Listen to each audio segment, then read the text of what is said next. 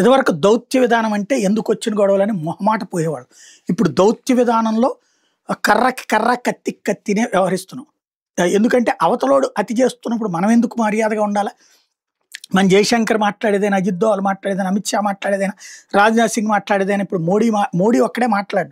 మిగతా వాళ్ళందరూ ఏం మాట్లాడాలో అది మాట్లాడేస్తారు. అట్లాగే నిర్ణయాలు కూడా అలాగే జరుగుతుంటాయి. సాధారణంగా ఏ దేశపు ఆవిర్భావ దినోత్సవమైనా ఆ దేశాలకు సంబంధించినటువంటి రాయబార కార్యాలు ఏ దేశంలో ఉన్నా సరే జరుగుతూ ఉంటుంది. వాటిట్లో ఆ ఏ దేశాలకు సంబంధించినటువంటి గెస్టులు పాల్గొంటారు. అది మంత్రి కావచ్చు, లేకపోతే ఫారిన్ సెక్రటరీ కావచ్చు, ఇట్లాంటిది.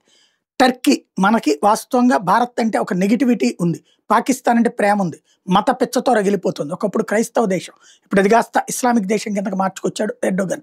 ఆ తర్వాత ఆ టర్కీ అతి తెలివితేటలకు పోయి భారత వ్యవహారాల్లో జోక్యం చేసుకుంటూ భారత్ని ముస్లిం వ్యతిరేకం అన్నటువంటి ప్రొజెక్ట్ చేస్తూ తీవ్రవాద సంస్థలకు కూడా నిధులిస్తూ భారత్కు వ్యతిరేకంగా ప్రచారంలో కూడా పాలు పంచుకుంటారు. స్వయంగా ఆ దేశానికి సంబంధించినటువంటి నేతలు టర్కీ వాళ్ళు కాశ్మీర్ అంశంలో పాకిస్తాన్కి మద్దతు ఇస్తున్నటువంటి సందర్భం. అలాగే భారత్లో ఏదైనా చిన్న ఇన్సిడెంట్ జరిగినా దాన్ని పెద్దగా ఎక్స్పోజ్ చేస్తున్న సందర్భం.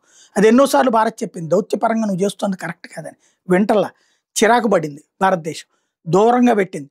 ఇప్పుడు వాళ్ళ రాయబారకారులో నిన్న టర్కీ వేడుకలు జరిగింది, టర్కీ ఆవిర్భావ దినోత్సవ వేడుకలు జరిగింది. దానికి ఎవ్వరు అటెండ్ కాల, వాళ్ళే చూసుకోవాల్సి వచ్చింది. భారతదేశం దాన్ని అవాయిడ్ చేయడం ప్రారంభించింది.